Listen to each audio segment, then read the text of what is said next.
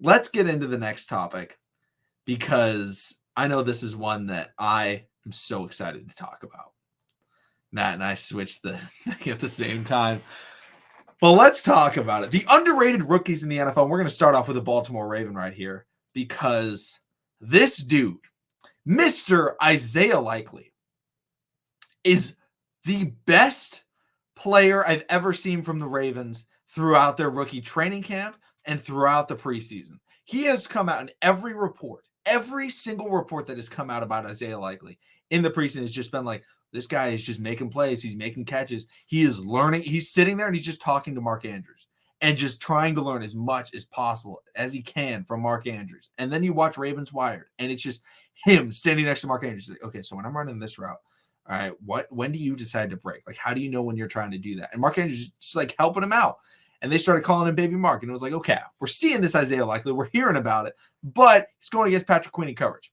Just saying, not the best linebacker when it comes to coverage. Comes out in the first preseason game and looks pretty solid. He gets 2 receptions. I believe one of them, he mossed a linebacker just completely. Linebacker got his entire arm inside of the ball and Likely, and he just completely grapples the arm down with him and gets the reception.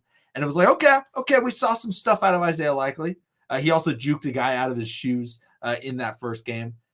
And then last night, week 2 of the preseason. That may have been the best preseason performance I've ever seen.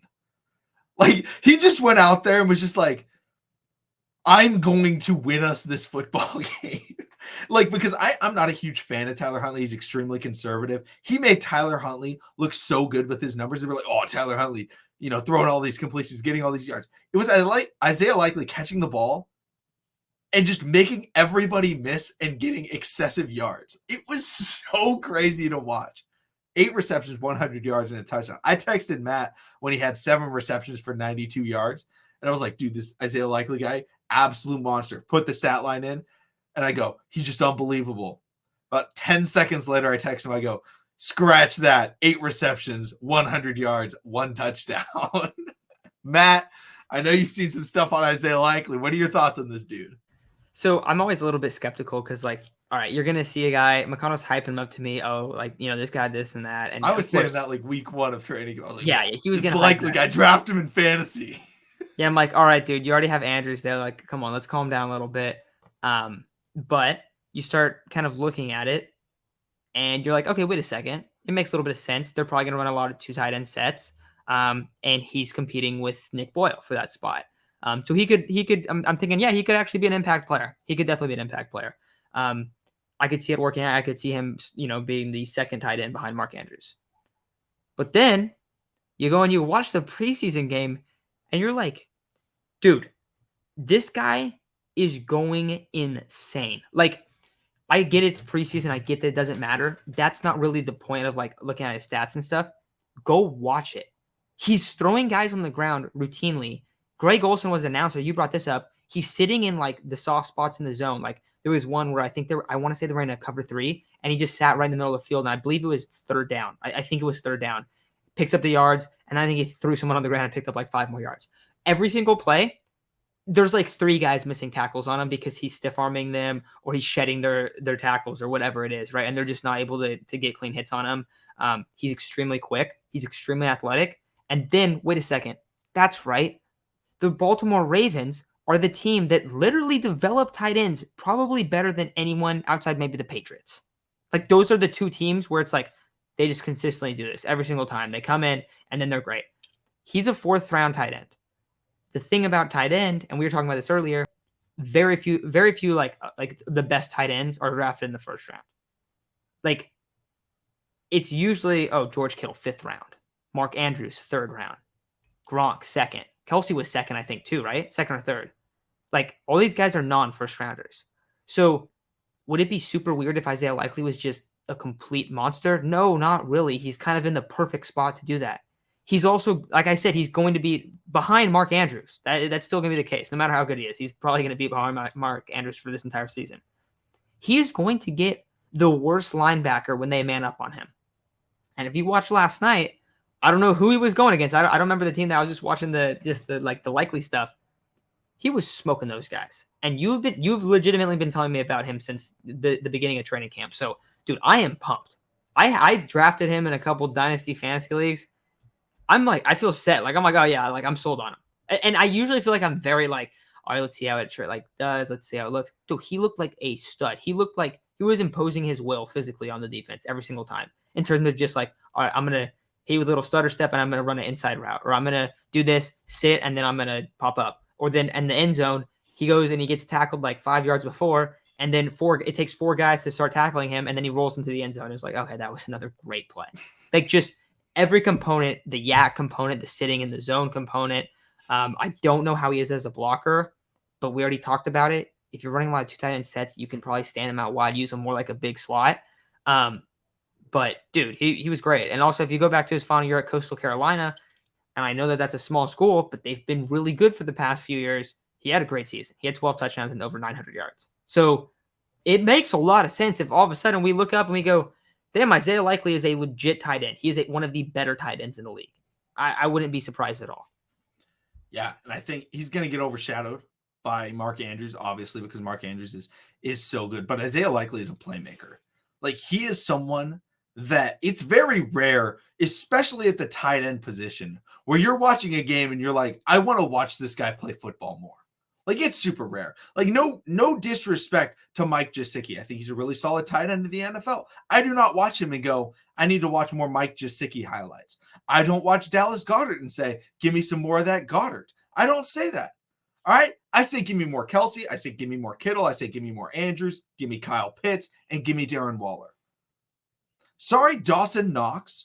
I'm sorry, Pat Freiermuth. None of you are entertaining to watch because you're big and you kind of just sit in that, you maybe are getting good at finding that soft spot in the zone.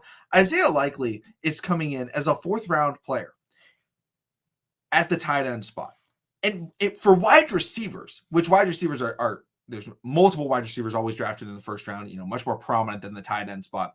You watch them and it's like maybe one every year. Maybe one comes in and you're like, this guy's kind of got that veteran savvy route running.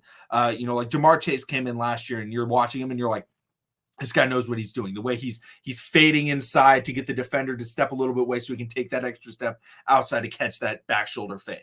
Like, those are the types of things where you're watching it and you're like, this guy knows what he's doing. This guy's going to be really good. You don't see that from a tight end.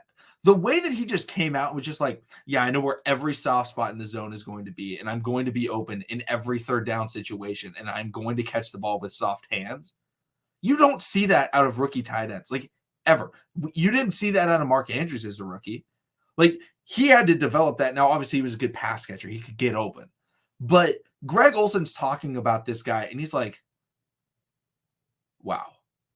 The way he's sitting in the zone. Because the first time it happened, he was like, man, that was pretty good. The way he sat in the soft spot of the zone, maybe he could step, maybe a foot back and, really secure that he's going to get the first down. But he's like, but that was a really good play right there. And then he just kept doing it. And Greg Olsen's like, so this guy just keeps hitting that soft spot of the zone.